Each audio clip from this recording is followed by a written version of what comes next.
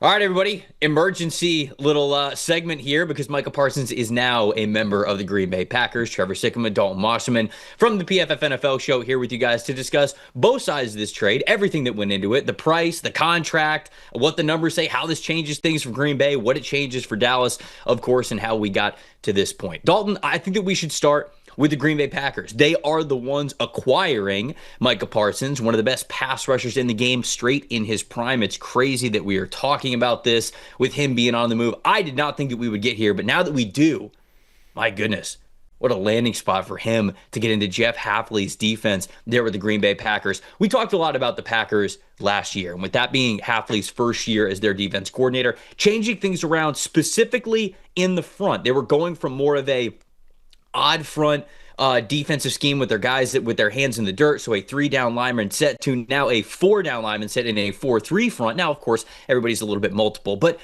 the philosophy was different. They were going to have 4 guys on the defensive line, and they wanted those guys to be a little bit more attacking. It felt like the players that were there for Green Bay last year on that defensive line needed a little bit of time to adjust, and we were going to see what they were like this year. I expected things to be a little bit better here in this second season in that defensive system, but specifically, Dalton, the team was not good enough getting after the passer. They were 24th in the NFL in PFF pass rush grade as a team from just their defensive linemen, defensive tackles, and edge rushers, and they were 19th in pass rush win percentage. You add a guy like Micah Parsons, you're immediately top half of the league in both of those categories, if not a lot better, depending on the rest of the guys, if they can take that second year jump. So I remember you loved Xavier McKinney, their safety, as like that key addition to what makes this defense go last year.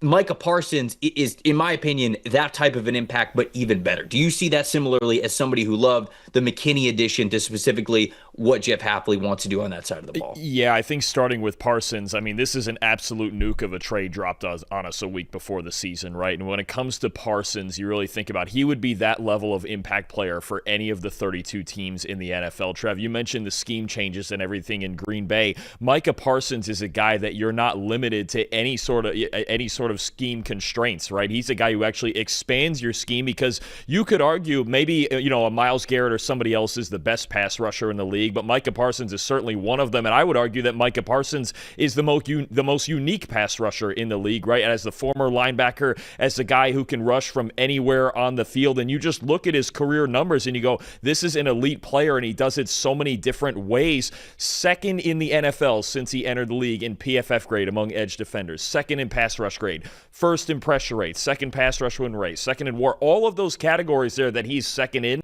He's second behind Myles Garrett, right? You're talking about 4 years into his career, a potential all-time great player, and any team that would have traded for him would have changed their defense and their Super Bowl hopes instantly. That's what Green Bay has done here, and I think from Green Bay's perspective, the one weakness, actually I should say this too, I'm still questioning right now the cornerback room. It wouldn't shock me to see them eventually trade for a cornerback, but we'll see where that goes, especially with an improved pass rush. But the one big weakness in Green Bay's defense was rushing without blitzing. We knew with Jeff Hafley coming in, they were going to blitz more, right? That was going to happen. And when they did blitz, they created pressure. The problem is when they sent a standard rush with just 4 players, they were the fifth worst pass rushing team in the league last year, fifth lowest pass rush grade as a team when they didn't blitz last year, 21st in pressure rate, 26th in pass rush win rate. When this team just sent their defensive line, whether it was Rashawn Gary, Kenny Clark, who's now going to Dallas in this trade,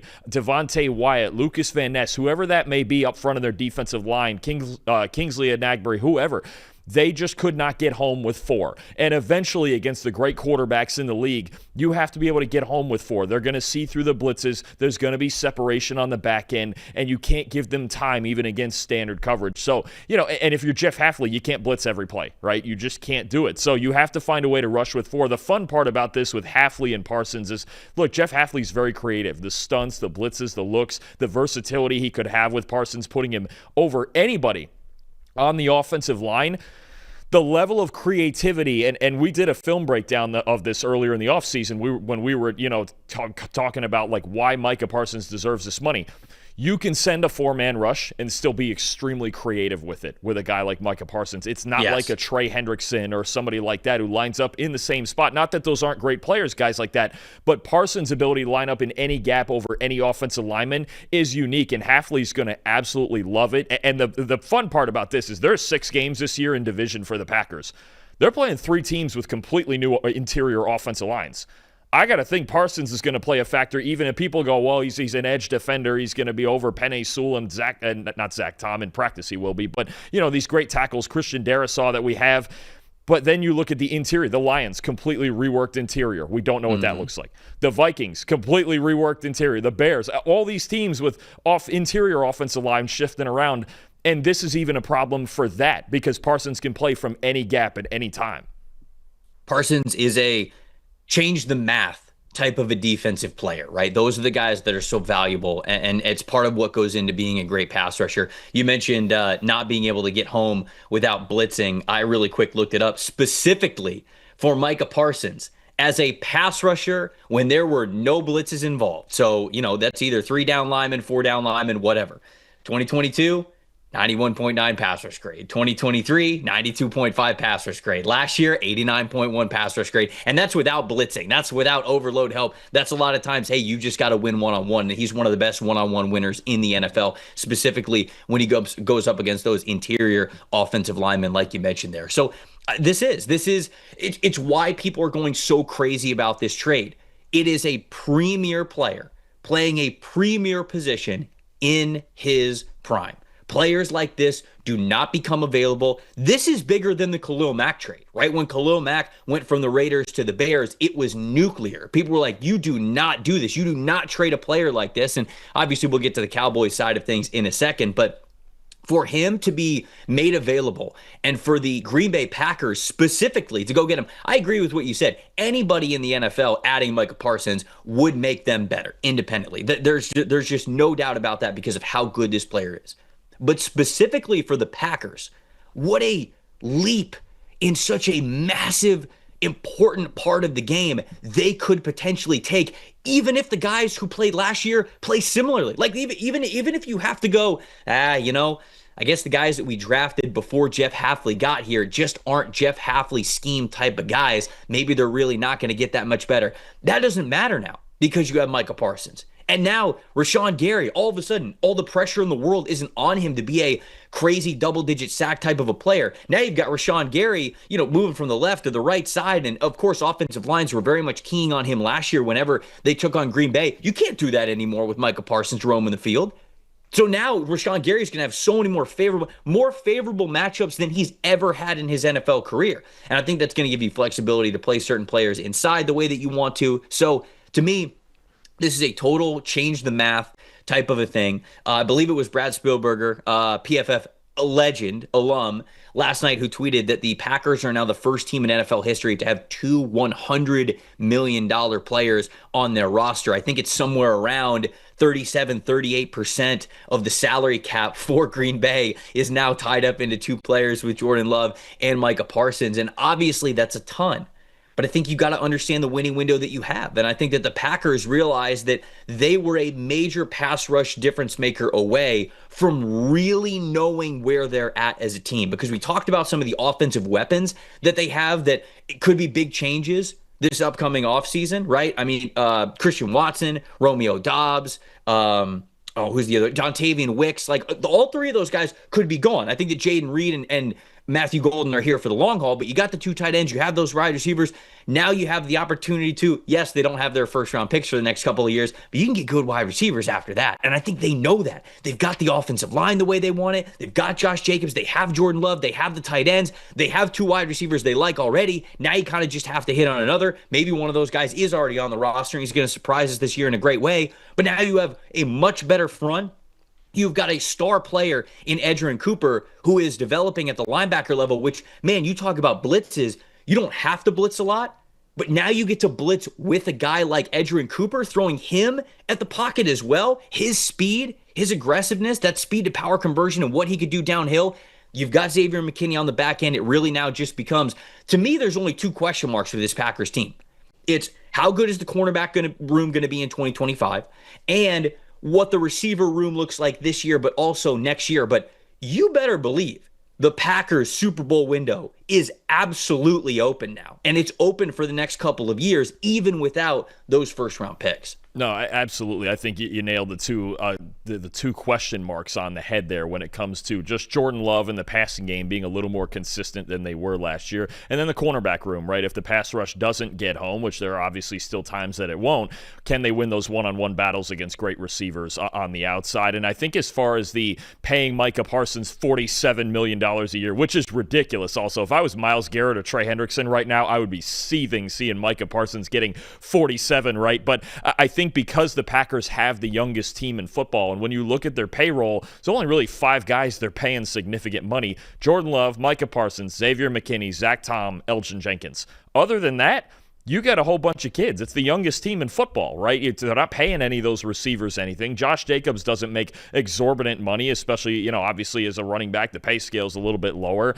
There's some other guys on rookie deals who aren't making much. The cornerback room, there's not spending any money on that. So I think when you look at the way they could allocate these resources over the next few years, and obviously in the mid-rounds, if you can continue to draft well, and we know in the past that they generally, other than Matthew Golden, they draft receivers in rounds 2, 3, and 4 and find a way to make it work anyway. So I think this Packers team, it was a great opportunity for them to really just take that next step, right? Because to me, I wasn't considering them a favorite in this division. I don't think I was going to pick them to win this division. I didn't consider them an inner circle Super Bowl contender before this.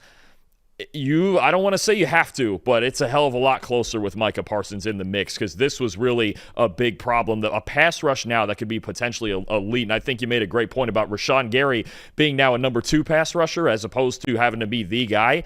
I mean, that's as good a number 2 pass rusher as you could ask for in the NFL. So this team right now, this Packer team just got a whole lot more dangerous. And I do think now you talk about them, at least in the NFC, being a prime team that can contend with Philadelphia at the top.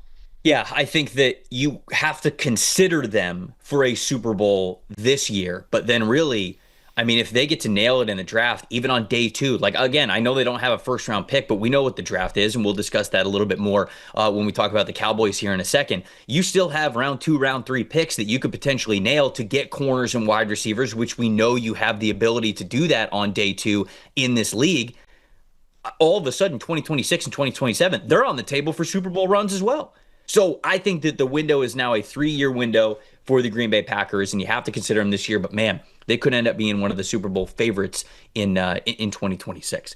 Okay, let's talk about the other side of things, because we do have to talk about Dallas' side of things in this trade. Dallas ends up getting 2 first-round picks, first-round pick in 2026 and 2027 from the Green Bay Packers, and they get back Kenny Clark.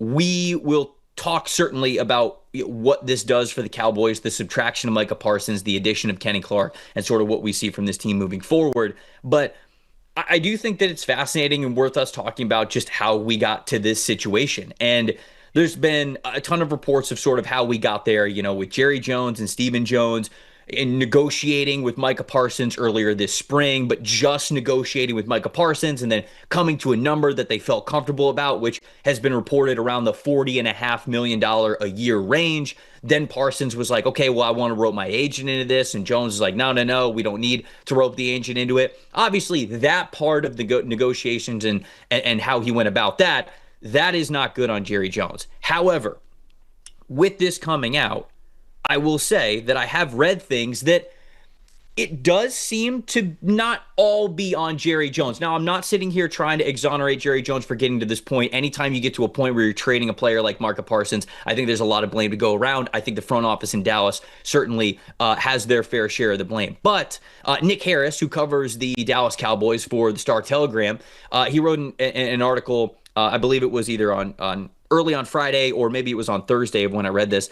And he said that he has sources around the Dallas Cowboys that confirmed that the coaching staff, including Brian Schottenheimer and a front-facing player of the team, were roped into this before the trade was made. They were roped into this decision-making process, and Jerry Jones said that it was unanimous. And Nick Harris's sources in this situation, someone close to the team, again confirmed that it was unanimous, that all parties were okay with this deal. That, to me, signals that they ended up trading Micah Parsons yes, the contract sort of goes into maybe how we got to this point, but I don't think that they believed in Micah Parsons moving forward, like as a person. Now, I'm not saying that they thought he was a criminal or anything. That's obviously not what I'm saying here. But when you pay somebody that much of your cap, that much money, you want them to be a true representation and leader of the franchise, and you want them to obviously be able to take you to championship heights.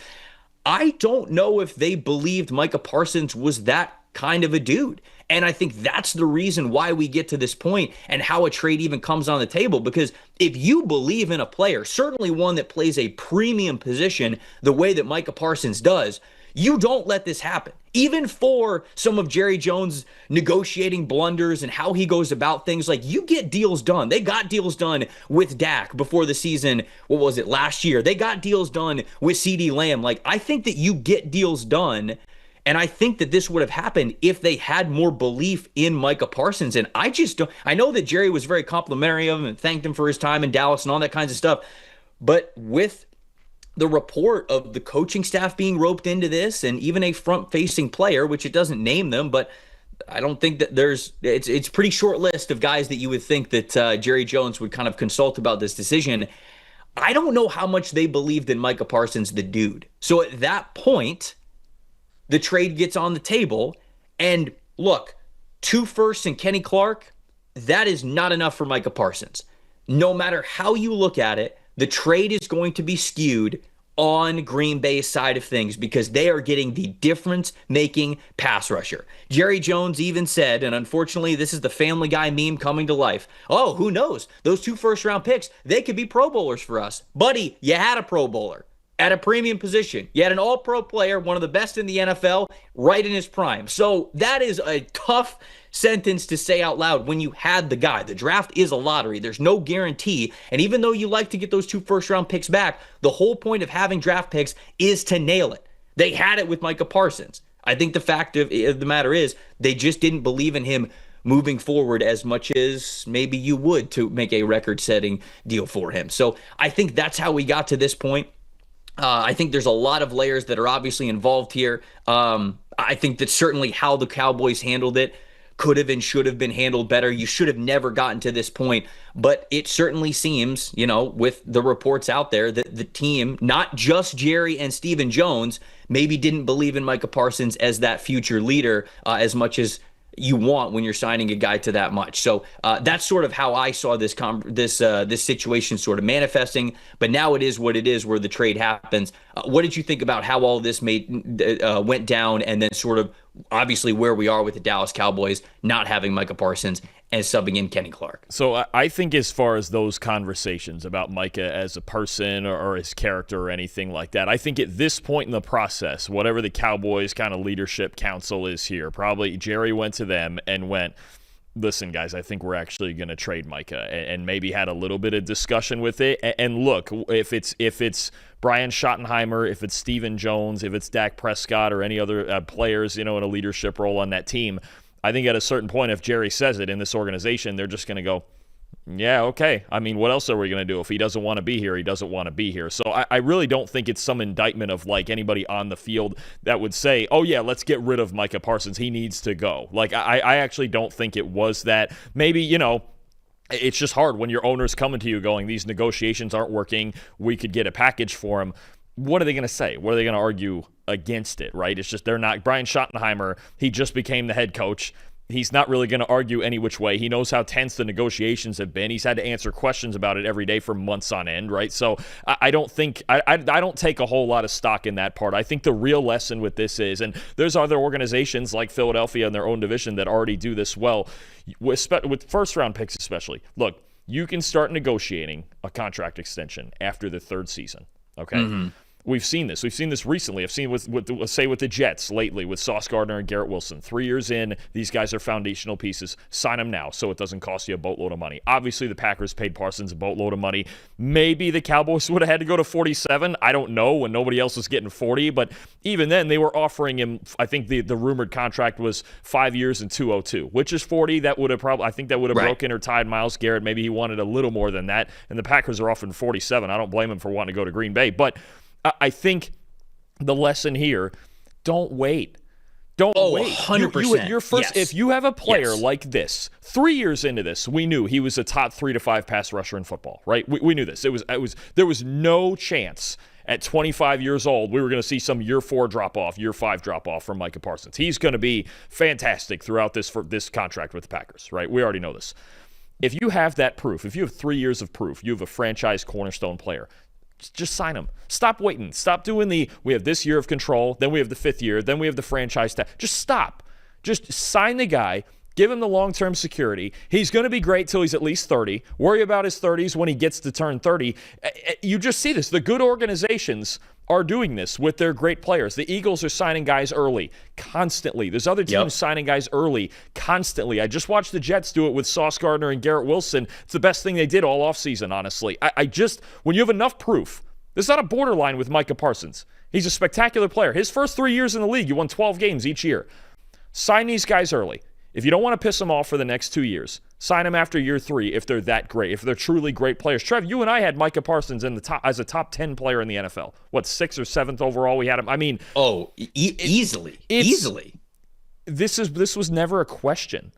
It's just I don't know what it's about here.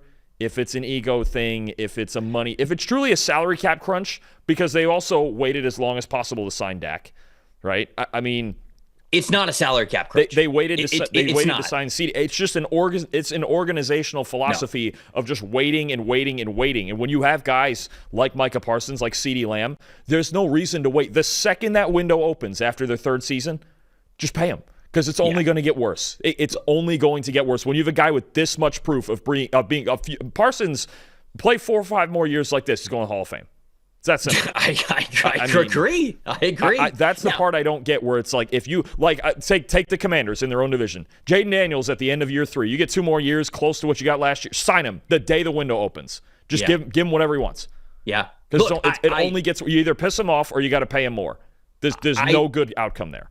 Want to be clear, I do not disagree with you at all, and I also I'm not saying that this was correct, but I just think that clearly they didn't believe in Micah Parsons. And very clearly, you can't not believe who he was on the field, so it's got to be who he was off the field. Because I just from what we are reading, from the things that are coming out since then, some of it, of course, could be a little bit of Dallas trying to do some PR stuff and spin it a certain way, but there's enough out there. Jane Slater even said on Good Morning Football on Friday morning, I saw this, that they have potentially talked about this reality 2 years ago, I believe is what she said. There have been some soft conversations about this in the building. So I just don't know if they really wanted to invest a major record-setting contract like this to Micah. And to me, that's how we get here, because how else could we get here, right? Jerry Jones going about things sort of a way where you just explained it, and I completely agree with you, is not the right way to do things.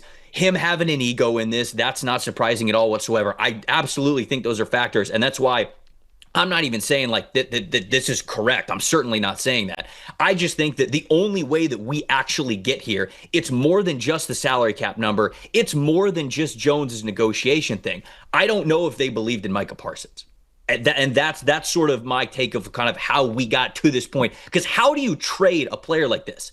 It feels, as much as Dallas fans, I hate to bring this up, it feels very reminiscent of the Luka Doncic thing, where you go, we don't really believe in Luka long term. We don't know if he's that guy. Clearly, it's not on the court. I mean, certainly, I'm not a basketball guy, but I've had people explain to me he's not the best defender, whatever. He's a superstar. Clearly, it's not what he could do on the court. You traded him because you don't believe in him. You don't believe in Luka. I truly think the only way we get to this point, frustrations in contracts, negotiations, all of that happens in the NFL, but we always see it resolve itself. We always see something happens. You don't trade Micah Parsons. What are you, crazy? And I think the only reason why we get to this point is because there was an element where I don't think they believed in Micah. Anyways, so they've got 2 first-round picks for it. So we know the Cowboys fans, you guys are going to be using the PFF mock draft simulator. Welcome to draft season. No, you've got a full season. We'll see what can happen with it. But they've got those 2 first-round picks to deal with over the next couple of years, and they're adding Kenny Clark. They're adding a veteran nose tackle. They're trying to get better on defense, especially when it comes to up front stopping the run, right? Jerry Jones talked about that in the press conference. They were happy to get Kenny Clark. the fact of the matter is he's 29 years old. He's coming off of his worst year. I know he was dealing with an injury last year. I believe it was a foot injury, so you take that into account as well. But this was his lowest graded season as a pass rusher last season at 63.1. Dalton, he has, for as much as they brought him in to be a run defender, he has not graded above a 61.5 for a single season run defense grade in 4 years now. And so it's not like he is this incredible, no question about it. Yeah, we plug and play him. He's a great run defender for us. He could be a benefit as a run defender, but that's for a team that finished 30th in the NFL last year in run defense grade as a defensive line. And so you hope that Kenny Clark's got something left in the tank, but Dalton, there's even a part of this financially with Kenny Clark and sort of why the Packers were probably very happy to trade him as this part of the trade, because he's $20 million on the cap this year and he's 29 years old.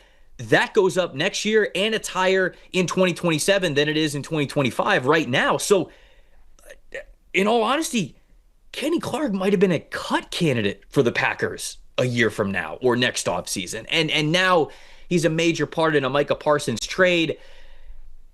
To be honest, given the money that you knew a team was going to have to sign Micah Parsons for to trade him, I don't really know if the Cowboys were going to get better than this. Maybe they could have got a younger player involved, but I think that people look at this and think that he should have gone for like 2 first-round picks, 2 second-round picks, 2 third-round picks, or something like that. They should have absolutely fleeced whatever team of all the draft picks that they had over the next 2 years. I just don't think that was going to happen, knowing the fact that you were going to have to sign him to a record-setting crazy contract as well, because teams take that into account as well. So, to be honest with you, I'm curious as to what you think here. I don't know if Dallas could have done much better than this. They got the 2 first-round picks that they wanted here. And any team that was trading that sort of a price for Micah Parsons was probably going to be a back half or in the 20s type of a picking team anyways. So I don't think the price was that far off for Parsons, but it is crazy to think about a primetime edge rusher going for this kind of a price. What do you think about that situation? No, I think the price is way off because, of course, everybody on Jets Twitter said Dallas got less for Parsons than the Jets got for Jamal Adams because they got two ones and a third rounder. And honestly, I'd probably rather have a day 2 pick than Kenny Clark. But do you think that somebody would have given them? Because don't get me wrong, I think the value's wrong for Parsons.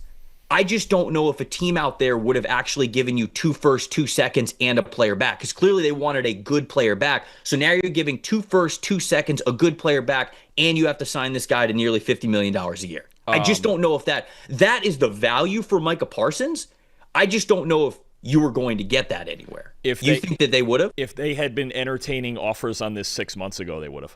Now, I agree with that. I totally agree with you there. Yes. I agree with that. If you got these teams, I don't know, the Falcons were tight on cap space, but the number of teams that were looking for pass rush help, even think about in this year's draft, right, that could have gone, you know what, we actually have enough space to do this back in February before free agency or right as free agency was starting. Had they been listening to offers when the league year started and free agency was going on, think about the Chargers, right? Think about New England. Think about just anybody who needed any pass rush help. Think about the Arizona Cardinals. What if instead of signing Josh Sweat, good player, obviously, they went and traded for Micah Parsons? And if I'm the Arizona Cardinals, I would have given that haul. I would have given 2 1s and a 2 and a 3. I would have done that if I was them. Like, if it was open when everybody had cap space to do it, yeah, I think they would have gotten the fair value for this. This is absolutely a moment where it's a week before the season.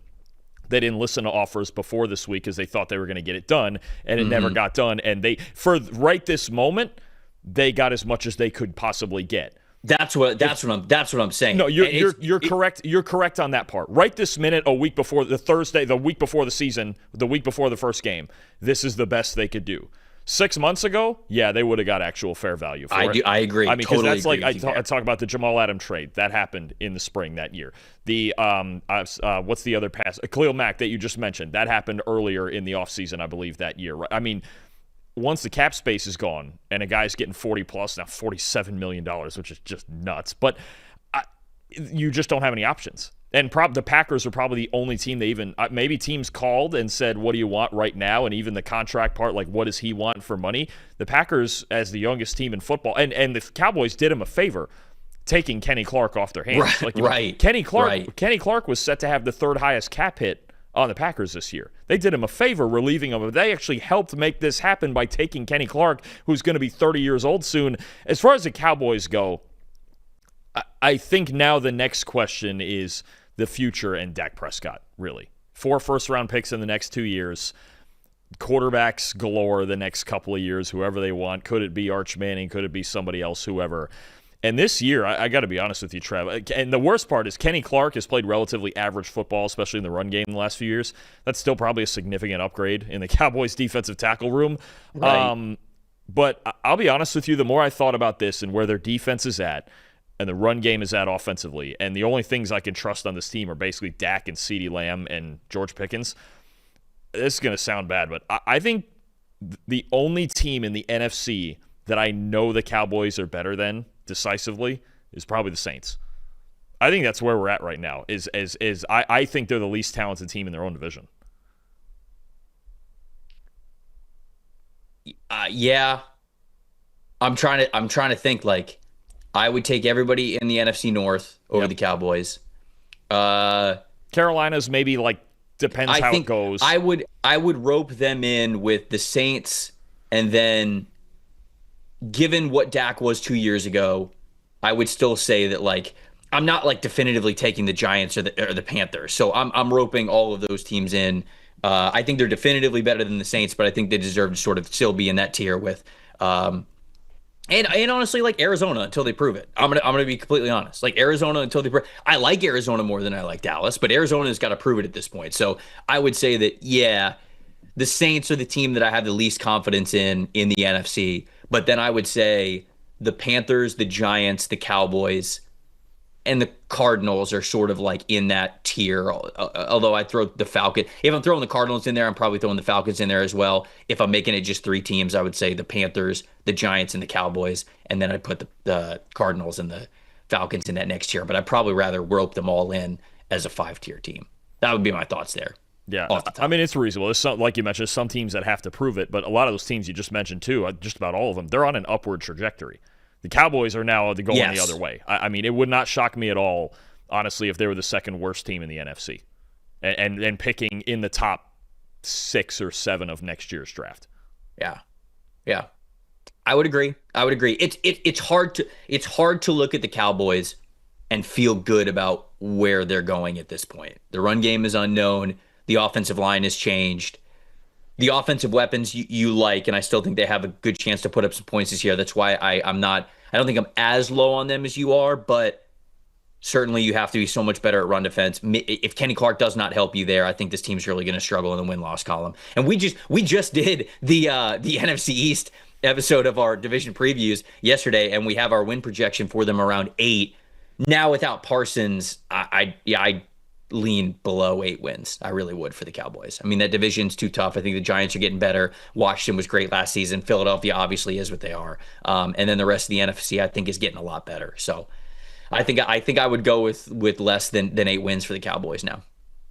Yeah. Oh, for sure. I think for sure. Yeah. It looks kind of bleak. They could still put up a lot of points. Like, if they can still pass protect, they can still put up a lot of points. If he plays all 17 games, Dak's going to lead the league in pass attempts. Yeah. Could be a spicy season-long bet there for you, if you guys like that number. There we go. Micah Parsons, now a member of the Green Bay Packers. We think the Super Bowl window is open now for them.